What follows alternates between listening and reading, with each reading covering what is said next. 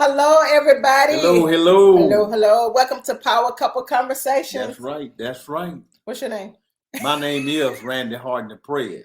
I'm Michelle Harden, the brand master, and we are excited, guys. We have been literally interviewing power couples from the north, south, east, and west, and we're having a phenomenal time doing that. And tonight is like none other. Are you ready? I am ready. You ready? And I'm excited.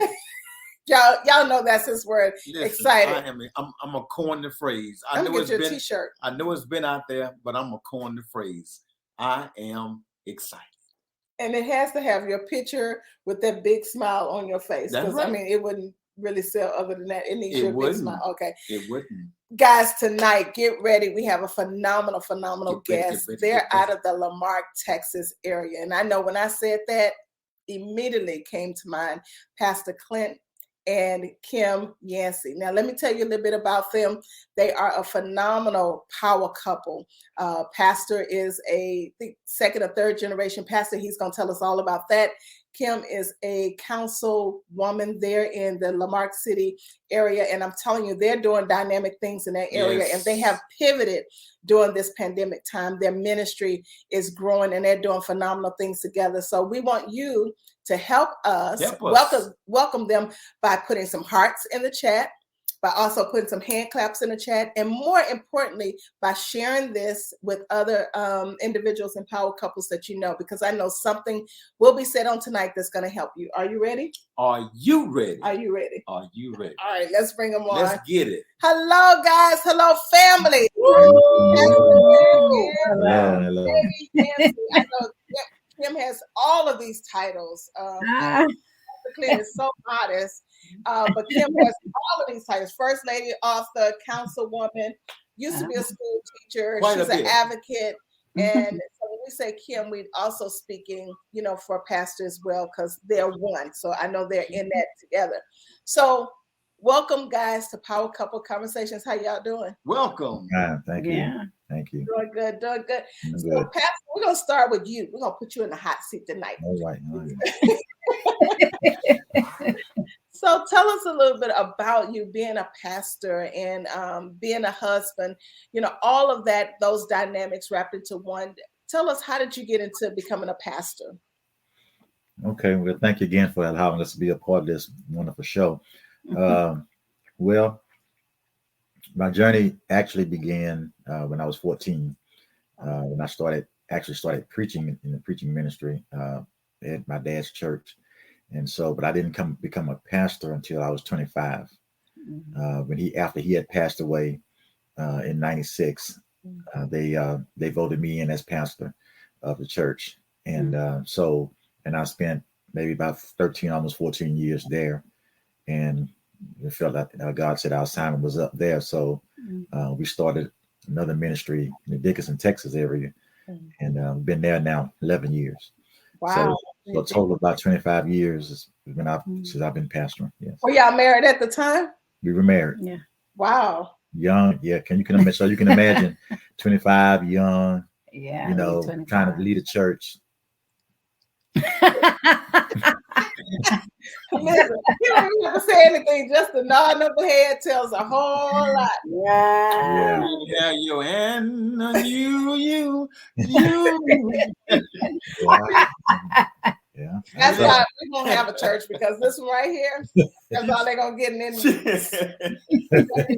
You think I'm going to cut up when God called me? I'm going to straighten up when He called me. I hear you. But Kim, tell us a little bit about that journey, being a first lady so young. Ooh, it was challenging, just to be quite honest with you. His dad passed away unexpectedly. His dad was 51, and he was our mentor, and he had a heart attack and passed away. 6 months later, my dad died in May, and he was 47. And the next month, a month after my dad passed, Clint was called to pastor his dad's church. And so we were grieving at the time. So it was a challenge, but it's been an amazing journey. We've learned a lot. When I look at my kids, and I say, they're like 19, 22, 23, and 26. I'm like, we were pastoring at 26. 24, 25. That's crazy. But with God, it has been an amazing ride. We've learned a lot, made a lot of mistakes. But did you look at me? Yeah. Okay, let's get to the truth. But it was though, because he was pastoring his dad's church that his dad founded. The charter members were still there, and they were grieving. His dad was an amazing man. So, but we still had to keep the church going. So it was being a pastor's wife was one of the hardest things I've ever had to do. Yeah. How did they meet, honey? How did they meet? Yeah. How did y'all meet? Who wanted to tell the real story? You're talking about 20-some years ago. 28 years. 29. Well, we met. It'll be 29 in November this year. Right. Yeah. 29 years y'all been married? We've been married. It'll be 28 this year, but we met probably 30 years. We met 1992. Is when we met. Well, it'll be 30 years in November. Yeah. Where were you? Ma'am. Where were you? Well, okay, here's the story. Okay. You asked how we met. Okay. Okay, now this is kind of our story. We were born the same year, a day apart. She's a Christmas baby. I'm a day after Christmas. We were born in the same hospital, day apart. And so I like to say that I met her 50 years ago in the nursery. And we just, I don't know if she was right by me but she was so very close by me in the nursery. But I like to say that that's when we met, unofficially. But officially we met when we were both like 20, 21, something like that. Mm-hmm. And I was at, we had a youth group, a community youth group back during that time. And so we had just wrapped up our session. And we asked, first of all, no, she came and spoke at one of the sessions. She came and spoke. She was one of the guest speakers. And I was like, man, who is that? And so of course, she thought I was a youngster, but didn't know we were the same age. I thought he was 12. And so, and I was like 20, 21. Yeah, she was like 20. We are the same age, but she thought I was a lot younger than that. But because of my hairstyle, I had a box, all that kind of stuff. So yeah, and we had. You was sitting like this the whole time. I was checking it out. I'm like, kid and play, huh? Yeah. Who is this kid that's looking me up and down while I'm speaking? Like, who is this guy? Yeah. So we had mutual friends that were part of that group, and so I sent word.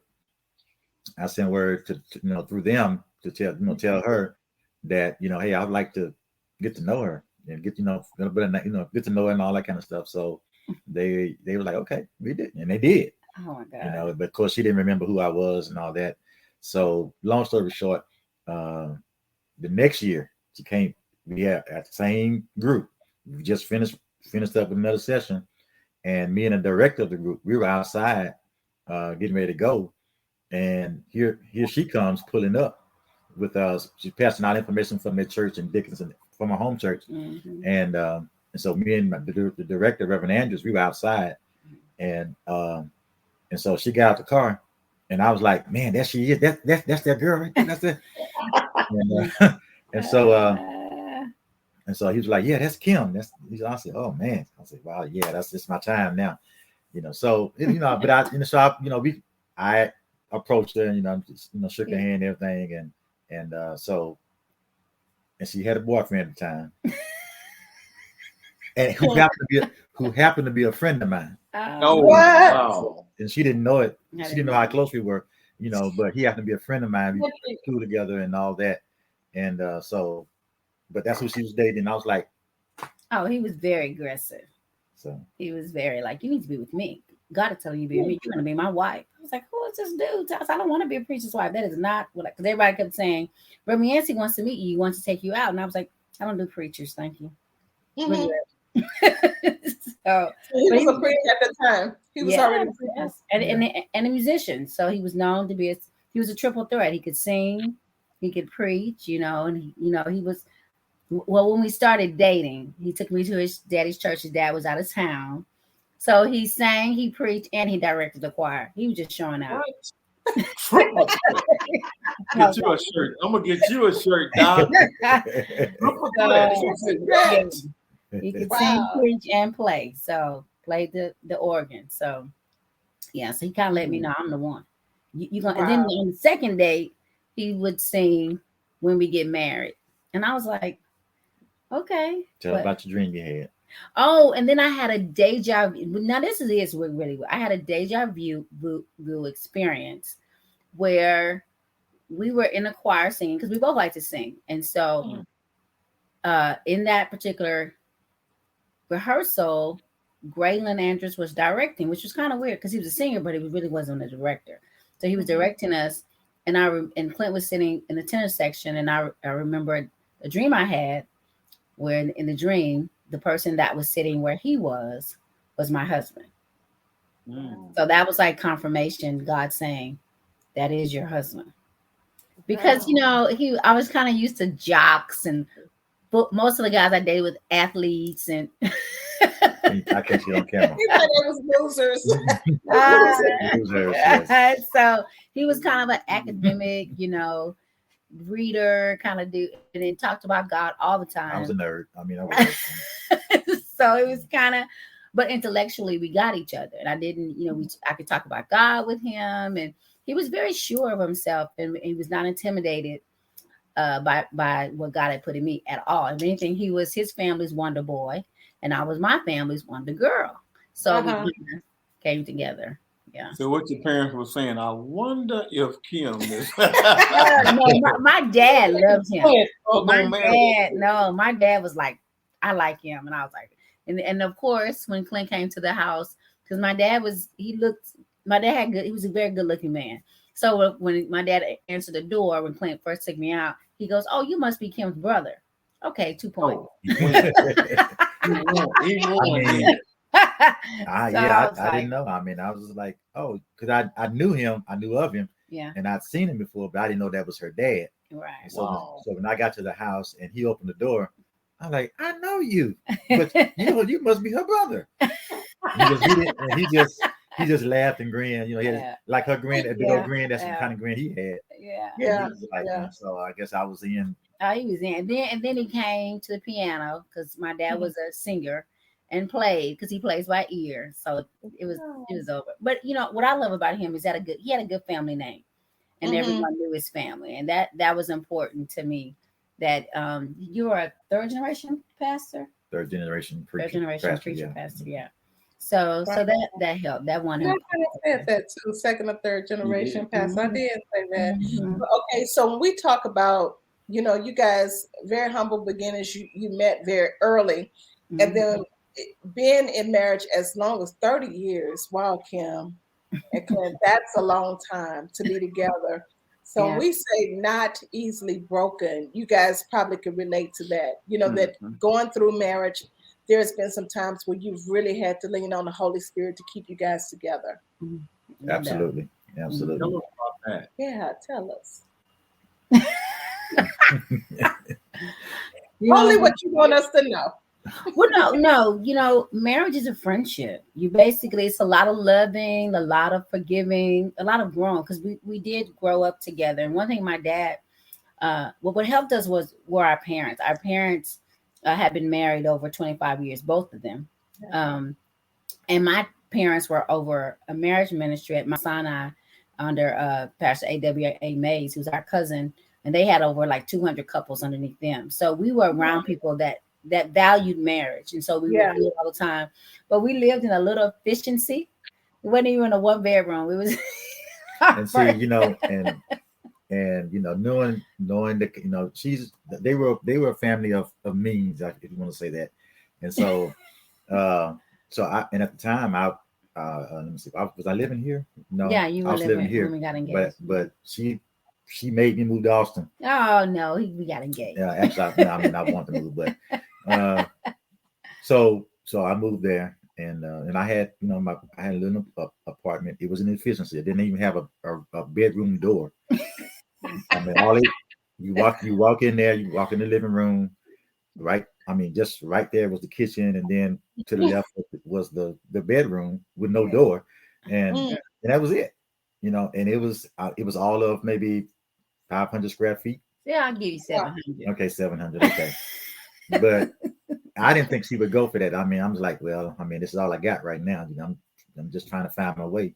You know, so but she you know, she adapted and all of that. So of course God kept blessing us, you know, as we went along. But yeah, being together almost 30 years this year, you know, it's we've had our ups and downs. We've had several challenges, and but you know, and I keep telling us when we were going through, and I'll just share it. When we were going through, you know, I'm leaving, I'm going, I'm leaving, I'm divorcing, I'm gonna divorce, I'm divorce.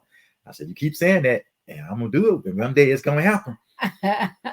but God always, you know, we always came back and prayed and all. So you know, it is not easy at all. You know, but what he says though is, wherever you go, I'm going. So you divorce, I'm going with you. So see, like this past, like in Vegas, just, you know, in Vegas we had a little spat, you know, in Vegas this Christmas. She started packing her bags. I'm going to the airport. I'm like, okay, well, give me time. Let me pack my bags. You go, I'm going. I mean, we fun together, you know. Yeah. You know, I'm like, you know, it's funny that you guys say that, because we were sharing with another couple, and they were sharing about how every marriage have these tensions, and every marriage have these, you know, heated fellowships, if you will. That's what we call them, heated fellowships. Okay. They said the only difference between a successful marriage, 30 years, and a marriage that decided to stop is because they didn't push through the A, B, C, D, E, F, G. You know, they didn't push through H-I-J-K, elemental P. You know, when you want to kill them, when you want to, you know, all those things. Q-R-S. Every marriage goes through that. And so the marriages that we're seeing now, the world is showing a different type of marriage, right? And they're literally forcing their version of marriage upon us.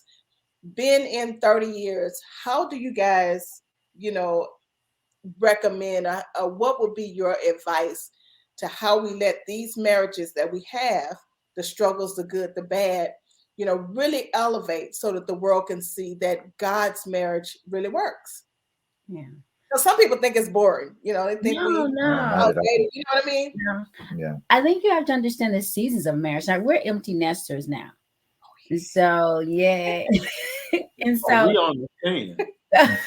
So, you know, we're old enough now to kind of rediscover each other, you know. So marriage is all about seasons. It's about, I mean, but I can't imagine life without him.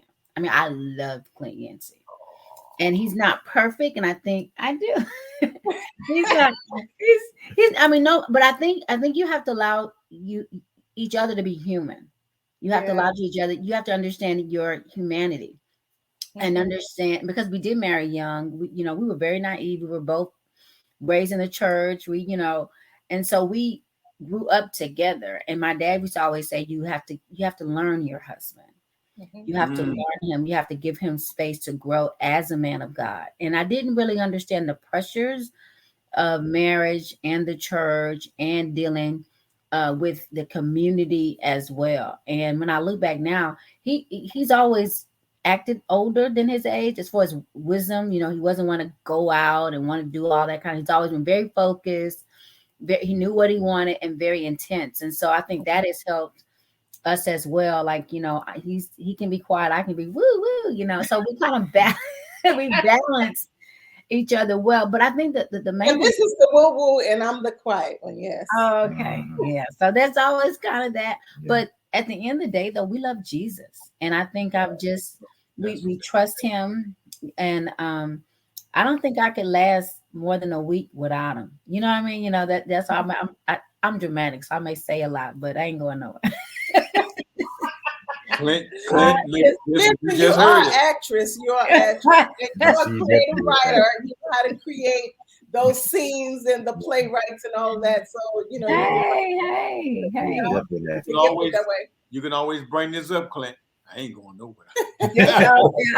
Oh, I remind us. Okay, that's cool if you want to, but I ain't going nowhere. No, I'm going with you. I'm going with you. I mean, that's all it is.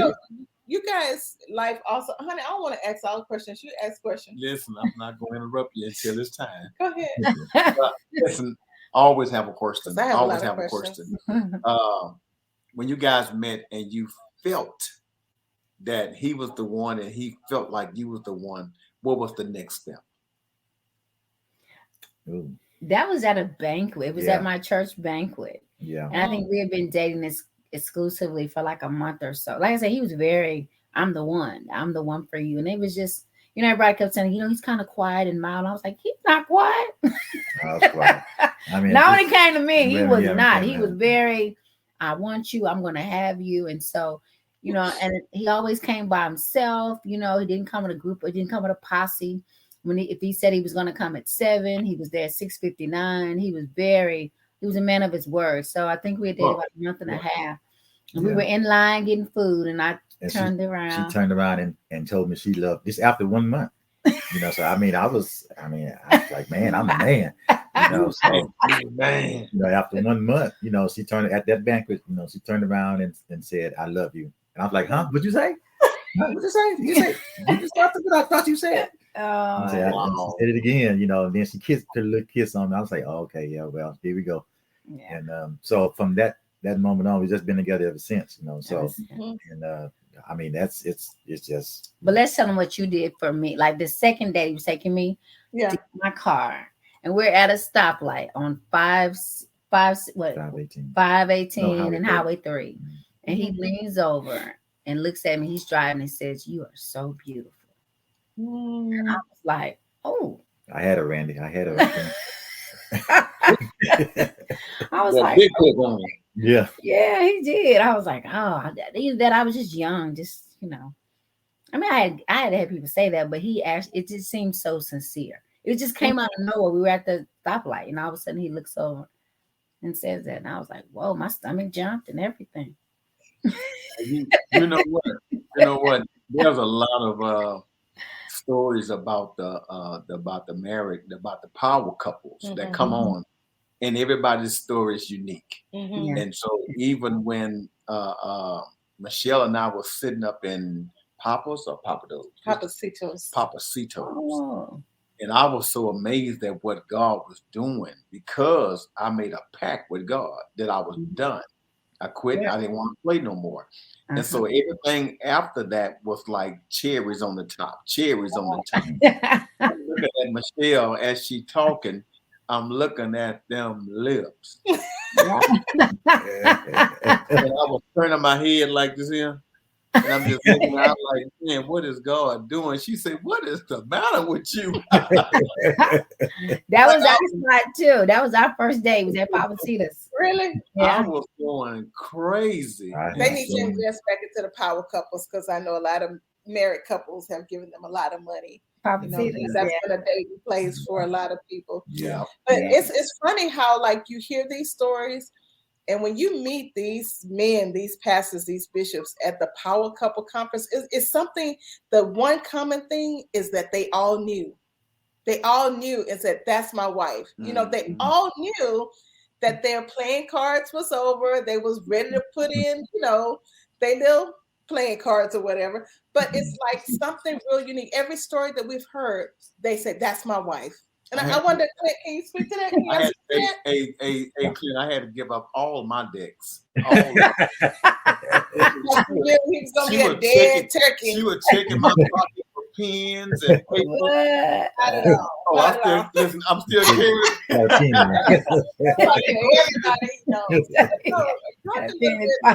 That's what I do. I keep my pen in my pocket too. I do. Yeah, but I mean, just thinking about, again, I was 20, 21, well, I was 20 at the time when we met. And most 20-year-olds, especially nowadays, are not thinking about marriage and all that kind of thing, you know. And back then, not even so much then, but I knew when I met her and when we interacted and all that, I knew the Holy Spirit told me, that's your wife. Wow. And I'm like, man, I'm 20 years old. I ain't really lived. I need to. I'm just now getting in my 20s. Can I? And you know, and he's like, no, that's your wife. Wow. And I'm like, you know, okay, Lord, I've always heard your voice, but you know, I don't know about this one. You know, I mean, I like her a lot and everything. Yeah, that's your wife. And so when she said, I told her that, you know, on our second date, that she's gonna be my wife, I had already heard Holy Spirit tell me that's your wife. That's gonna be your wife. So when I told her that, I wasn't lying. I mean, I had heard it from the man himself. And so, but of course, I had to do some convincing with her, but that's so it's a feeling like, and people have asked me down through the years when I've counseled couples, how do you know that that's the one? And I can only give them what happened to me. Is that, is that when God fixes it so where you and your mate, your potential mate, you cross paths, you just know. I mean, he just has a way of audibly telling you this is the one. Yeah, that's so it's no magic formula. It's not a it's not a ooh-wee feeling and all that. It's just you just know. You just know. But I ran for a year, and he kept at it for a whole year. I didn't keep at it. Yeah, you just kept at it. I didn't know. Well, we met that first summer, and I didn't give you a date until a year later. Yeah, and I gave her my address, my phone number, and I had to read it back to him just to make sure she got it. He called me.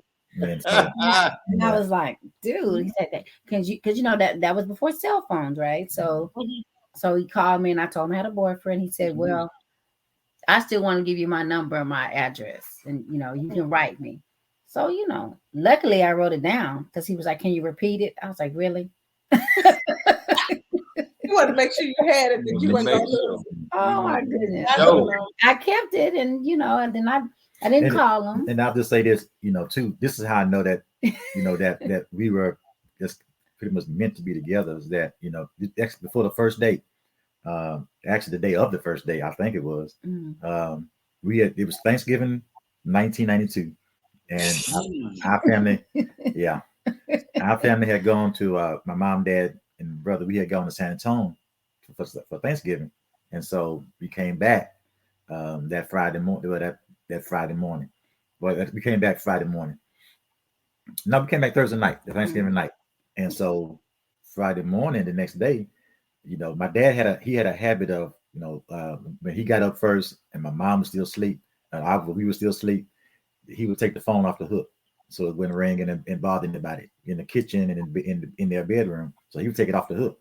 So and the people try to call, they get the business signal back then, and so I finally woke up and I noticed that the phone was off the hook in the kitchen, not in their bedroom like he normally does, but just off in the kitchen.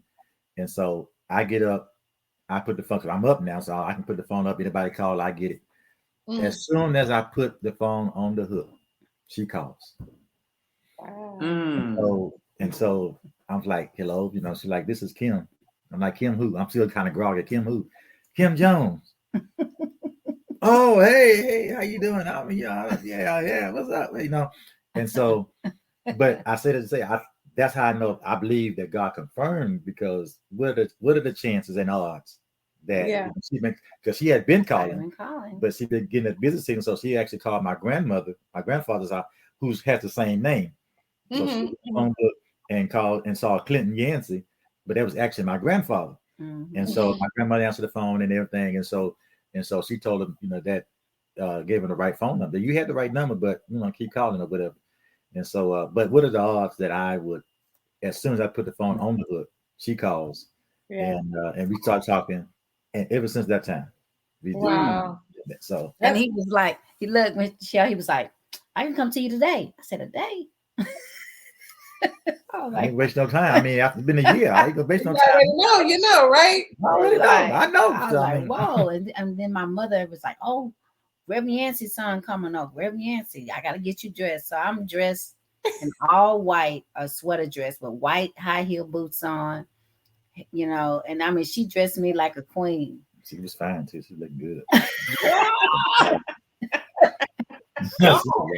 She dressed me up, boy. Like this is a nice. We know the family's a nice family. I was like, I was home from college, but we've been together ever since. Wow. So if you had to just picture or prophetically speak into your future, where would you say you guys will be in about 5 years? Where do you see yourself as a power couple? Well, I would say still pastoring, because I absolutely love it, even though it can be treacherous. He said church. Treacherous. It can be treacherous. Yeah. He didn't say. Okay, interrupt me. He didn't say hard. No. He said treacherous. I said, It golly. can be treacherous, but it's also rewarding, and Yeah. I absolutely love it. So I do know that part. I hope to be, the Lord wills, still be doing that. In another church, a newer church, as well. We're trying to process that, get that going. We're building. Building. We're building the church. So I do know that as far as that's concerned. See, he's so focused. That's all. He loved pastoring. Yeah. That's his thing, preaching and pastoring God's people. Yeah. 5 years. So what else you want to do? See that? Well, I would like to travel a little bit more. I love to travel. And we're foodies. Now you got to find something in common. We like to try new restaurants and that and this stuff. And we're like rediscovering each other. We have 4 kids and 3 grandbabies and 1 on the way. So we're going to try it. So we're going to travel while we can, as much as we can. But in 5 years, for me, because I love politics and policy, and I was appointed the state educational chair for the NAACP state of Texas. And so in 5 years, I hope to get back to writing and doing movies with the books, and of course, assisting Pastor with his vision and his team. We have an amazing team at New Vision Baptist Church, and just helping him to achieve what his God ordained call for pastoring. I just announced my calling in December 26th, so real praying about that, nervous about that. I'm going to follow his lead because he's the expert in that, and so excited to join him and do some other things with the MP's app and travel and helping churches to convert to hybrid and learn technology. I love, like he likes the pastoring and the preaching. I love the preaching, but I love the logistics of the church and helping the church when it comes to helping the man of God put his vision together. But I think it is a time of proclamation. I think we're in a season of proclamation. After the pandemic of 1918, the 2 things that blew up were entertainment and the church. So we are praying for revival, and I pray that we're part of that. Yeah, that's phenomenal. That's phenomenal, because I believe that is the rise. I often say when we look at marriages, what they're showing us and displaying in the in the world system, is different than what's in the Word of God. But I do believe that He's calling everybody back to the Bible. Because it's still, when they get married, they go to the altar. When somebody dies, they go to the church. So there's never a part where we don't need God. It's just the way that the eyes of the church have been seen. And I'm glad that Pastor was real candid when he said treacherous, because the truth of it is that some part of churches can be, and it's not just one church, but it's every church that have dynamics of illnesses, because the people that come to the church, they're ill. So, you're helping to heal, those places where they're broken. And so I think the family is the God-given institute. I just believe that from the pastor, the wife, the children is his, model of how the Trinity actually functions. God the Father, the Son, and the Holy Spirit. So I commend you guys for the work that you guys are doing in the Mark. You have your different lanes, but then you complement one another by the strengths that you have together. And the longevity with Pastor having been 3rd generational pastoring, all of the expertise and stuff that he's had, and that's just in his DNA now. That's just his DNA. That's his bloodline. It's not good.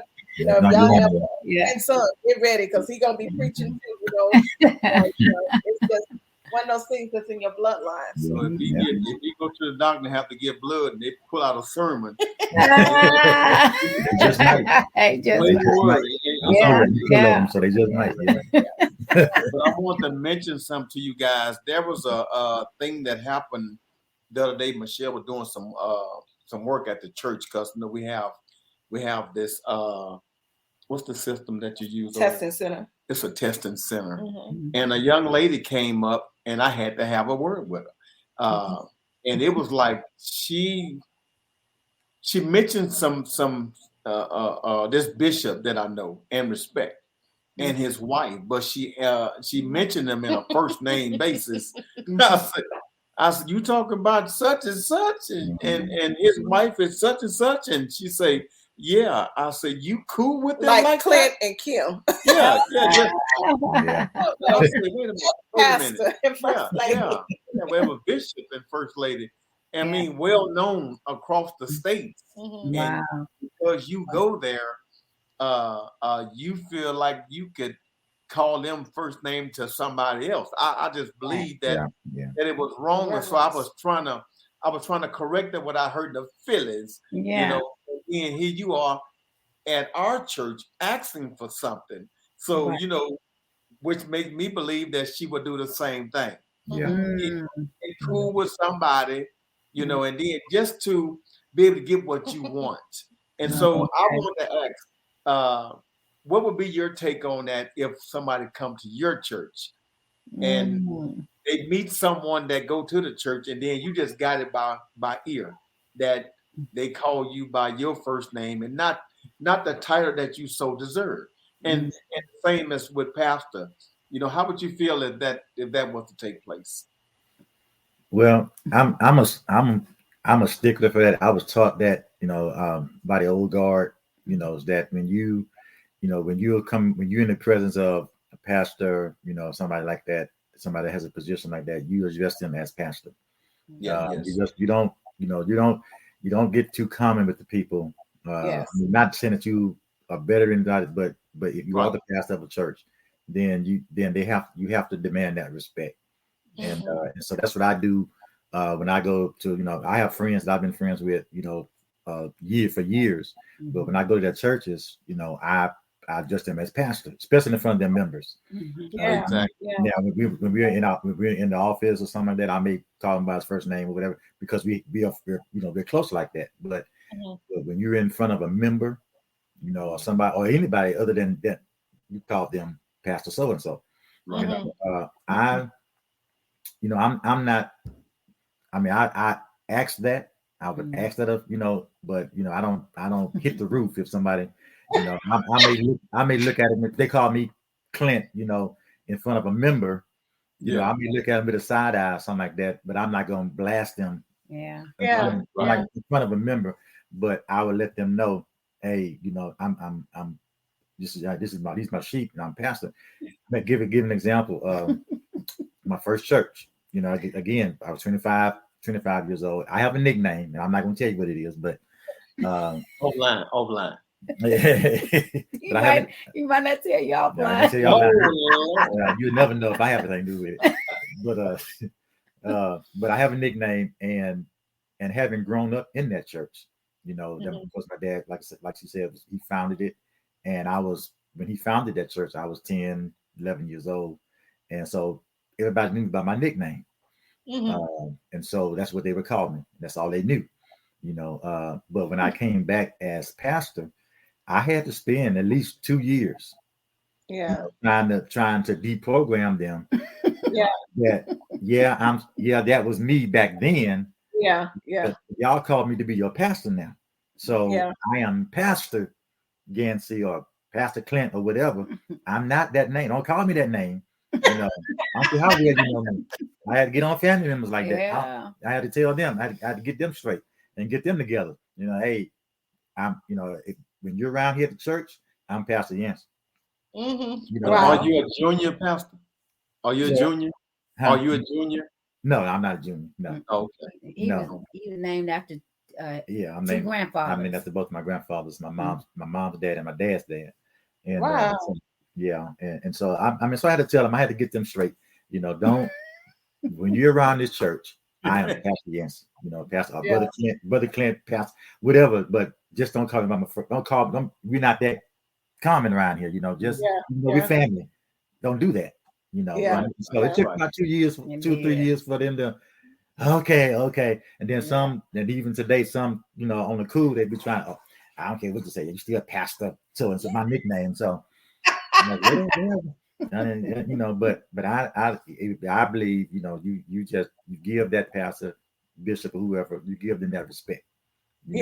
Absolutely. I don't care how well you know a person or how well you know them. You know, when you especially when you're on their turf, you know, you call them pastor, bishop, whatever. You know, and if they then let them tell you, well, don't worry about it. Just, you know, you call me by my, but you know, but you show the respect. That's just how I feel about it. So I haven't really had that problem at New Vision. So because you know I'm crazy. So and so now, listen, Pastor Clint. Okay, all right. Now, but let's bring it back around to marriage. And so I know I heard Michelle ask you about 5 years. As of right now, are you guys building on something right now, you know, as a married couple for the existence, you know, of your time, you know? Our time to, because so much of what we do is with the community and the church. Really, we're like, what are we doing together? I know, no, really, because we, so much of who we are is in the community and the church. So we've had to, like, we just did a cruise together, and that was intentional, so we could spend some time with each other. You do have to spend time with just you and together, and not the church and other people, because what happens is you're so concerned about others, you forget you can sometimes lose each other. So you have to be very intentional about the time. So we had a great time on the cruise that we went on. We had to kind of, you know, deflate a little bit. This is what he got on Facebook and said, stop sending her stuff on Facebook. You know, like, stop sending her negative. I had to get on her. I was like, put the phone down. Just, you know, the reason why you get mad because you keep picking it up and looking at the stuff, you know. So I got on her first, and then I got, you know, I'm like, no, look, we on a cruise, man. Y'all stop all that, you know. Relax. He was protecting her peace. He was protecting her. Yes. That's understandable. And that's important too, Kim, because, you know, we're a lot of, like, we're driven. We're result driven, we're goal driven, and you're absolutely right. But for you to be conscious of that, that's commendable, because, you know, the time, if we look back and you say 30 years, and then y'all was together when you was 20, that time has just flown by, right? So more time behind us than we have ahead of us. And so just what would you speak to couples with what you know now, you know, that you did not know then? What would you say to couples? And from both perspective, being married and being pastors, you know, pastors and first ladies in marriage. I mean, what would you say? Don't be naive. You know, don't be naive, and you have to learn to trust somebody. You know, I'm a person that I don't trust a lot of people. He's a pastor's kid. They don't trust. I don't trust a lot of people, you know. So, and but I would tell couples, you know, pastoral couples or just couples in general, don't be, you know, work on your relationships, you know, and make sure that you keep God first, because if you don't, it's just not gonna, you know, work too well. And that's just how we've been able to be together this long, because even with the ups and downs, God has always been, it's always come back to God. And because I felt he brought us together, you know. So and even through ups and downs, and matter of fact, that's the Sunday school lesson that, you know, we were talking about earlier tonight, you know. But Job, all he went through, but he hung in there, you know, from chapter 1 to chapter 42. You know, he went through it, you know. And we found out and we saw that, you know, he hung in there, and God blessed him because he hung in there. So God restored what he lost, you know, because he hung in there after all that storm. And so, and I would tell couples, you know, when the storms are going to come. Oh yes. Particularly young couples, pastoral couples, you know, couples in general, storms are going to come. It's not a matter of if they come, it's a matter of when they come. And if you're not able to withstand it, you know, if you can't weather it, you know, and, you know, especially if you don't consult God and his word, you're not gonna make it. You know, you're gonna you're gonna be tossed and driven like, out in the wind of you're just gonna be lost. Right. So that's what I would tell couples is that, you gotta trust God. You gotta, you can't get around that. Right. Yeah. And from my perspective, someone has to be the prayer warrior. I know being a pastor's wife for so long, the pastor's home is a one place where he can be really human, right? And so you want to allow that break, that space for him to be, not Pastor Yancy, but just Clint at home. So I found out that as a pastor's wife, I had to learn to be a prayer warrior, be the spiritual temperature of the home, and carry a lot of that weight because he was giving so much to others sometimes, the other family. So, and sometimes, that would bother me, but then as I talked to other pastors' wives, it was a similar thing. But then I said, if prayer is the answer, I can do that, So I just had to, because I learned that our prayers can go places our hands can't go. Wow. So I learned how to fight in the spirit. I learned learned about Psalm 35, which is a fighting psalm. I've learned about, Psalm 91, that is a soothing psalm to provide strength. But marriages today in the world that we live in, you got to have prayer. You just, Jesus said, my house should be a house of prayer, right? So you got to make your house, your house a house of prayer. And a woman that does not embrace prayer, a married woman that does not have prayer in their life, you're making it harder. It is our comfort zone. But it's also where we fight in the spirit, because demons come after marriage. The devil hates marriage. I always say, if he went after Adam and Eve, you better believe he's coming after you. So you just have to be real about it. And one thing I love about Clint is that Clint is a man that just loves God, period. So my arguments was like, well, the Bible said da da da da da.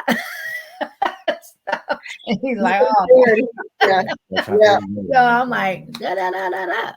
What I do to the devil, you can't take this, and you have to guard your marriage. I think you have to have non-negotiables, right? That this is our non-negotiables. This is what I am going to put up with. This is what I ain't going to put up with, And so, and I think once you have those barriers and non-negotiables change as the seasons change, So I don't know. So our kids made it real fun for us because it was all about them, right? And that when they left the house, it was like, what do we do now? Yeah. Been there. I was like, oh. I did too, Kim. I literally cried. I was like, we dropped our daughter off at college, all excited about all this stuff. We were so excited, our daughter going to college. And that drive home was the most quietest, weeping, right? Because everything was taking you to school, taking you to practice, everything centered around our children. So those are great points. So this is outside, as we wrap this up, this is outside of marriage.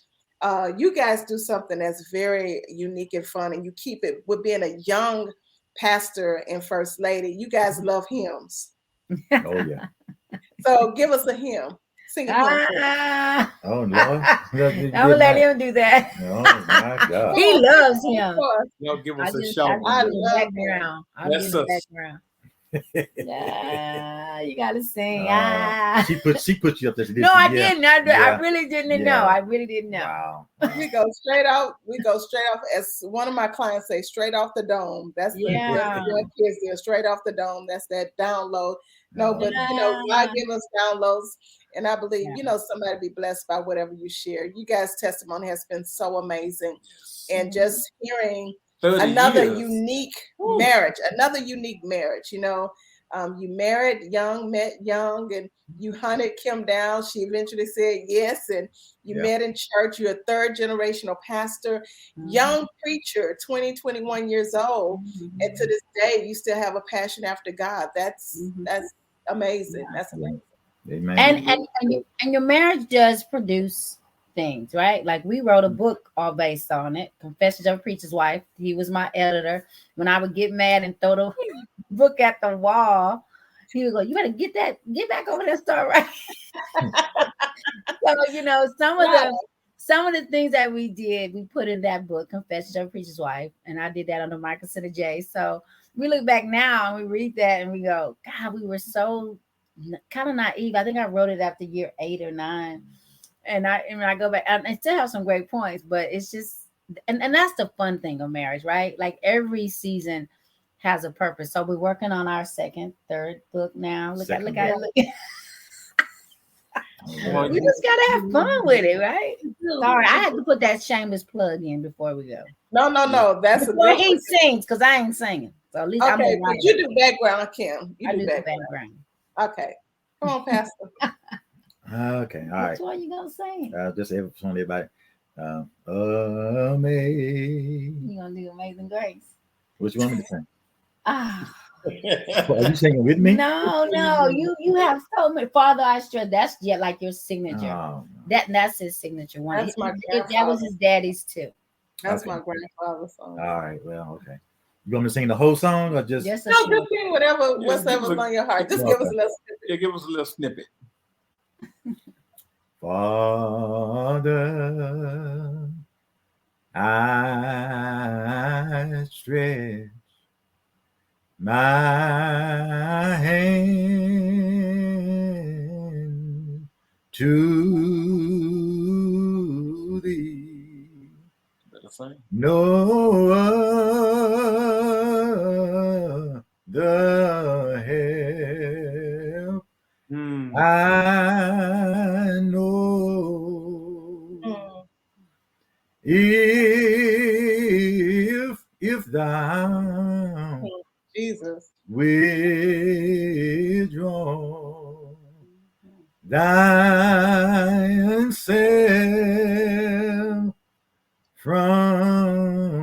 from me, where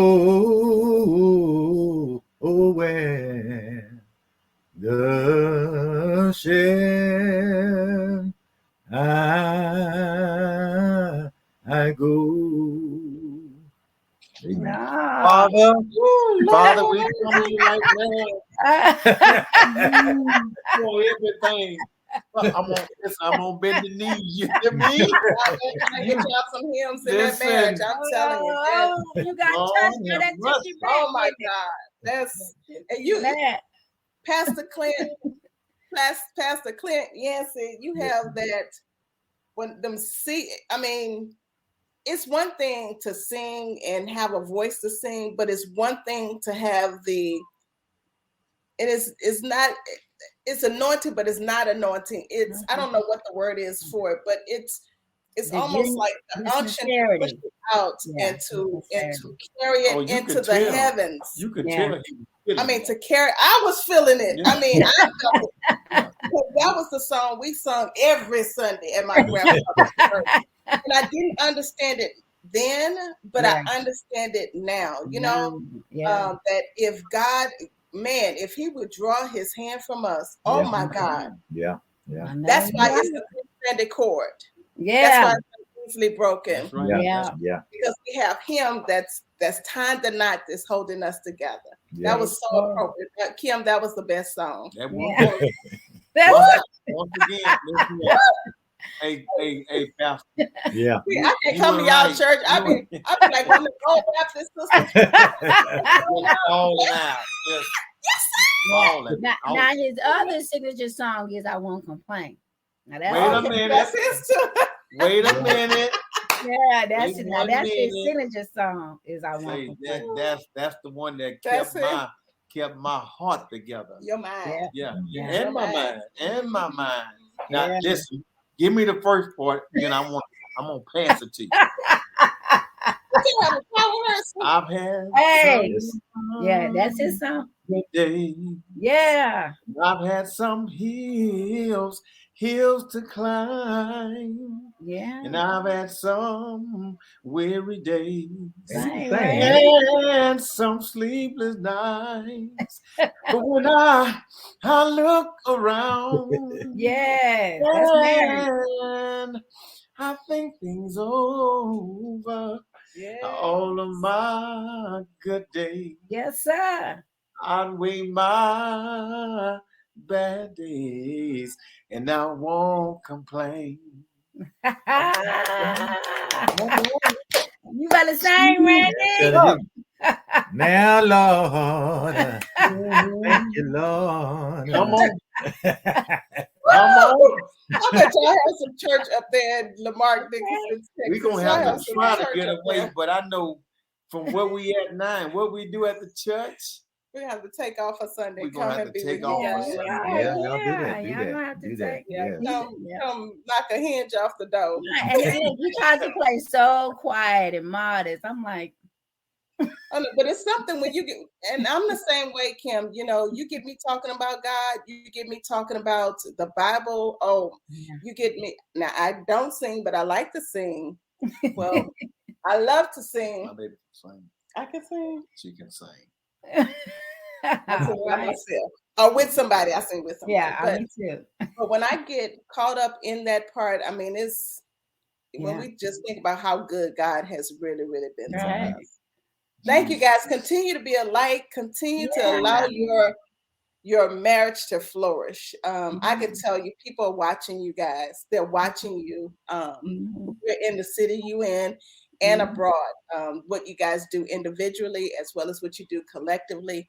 Know that we're praying for you. Yes. We're rooting for you. We're excited about your future, your destiny. We're excited about your building. We see it erecting even now in the spirit. Enlarging your territories. I've been declaring the prayer of Jabez. You know, Lord, bless us indeed. Enlarge our territories. Keep your hand upon us and let not any evil come nigh us. And so I pray that same prayer for you guys, knowing that what you declare in the earth, it will manifest, you know, in your near future, and that God is on your side. He is on your side. Stand by 1 second. We'll be right back with you guys. Stand by 1 second. Whew. God has been so good to me. I got to get a little bit more there. He's been good to me. See, it's personal. That's why I love that song. And the way he sung it, Reverend Paul Jones sung that song. The words of the song, I believe I fell in love with the words. Yeah, you should have. And even in prison, when I was singing that song, every time I sang it, which was every Sunday, because that's what they want to hear. And I enjoyed it because it gave me hope. When I know I had 2.5 years left, and I received favor from the officers, the captain, the lieutenants. You know, it was just an amazing thing. So to hear Pastor Clint hit that song that night, boy, let me hear. I know without a shadow of a doubt, they will be blessed. They will be blessed. We're excited, guys. Keep watching for more Power Couple Conversations. This has been amazing. You know, the question has been, will we continue this even after conference? And it's yes, we're called to this ministry. We're called to, you know, unite these couples together. I believe and I declare that even as we come together at the Power Couple Conference, there are going to be people that other couples will be able to meet and be able to explore and be able to connect. They're going to meet their long lost sisters in the spirit. They're going to meet their long lost brothers in the spirit, people of like minds and with kingdom agendas. That's right. So we admonish you guys, get your marriage ministries together. Bring them out to the Not Easily Broken Summit. It's going to be phenomenal. And so we're still excited. We're on the countdown. And we're just grateful for, you know, all that God is doing and his hand of provision that's been on the conference thus far. So it's going to be Saturday, April the 2nd. April 2nd. Listen, I said every time we get ready to leave. Every time we get ready to leave. Don't meet us there. Don't meet us there. Beat us there. Beat us there. We'll see you there. God bless you. We love you. Have an amazing, amazing day. God bless you. Peace and soul.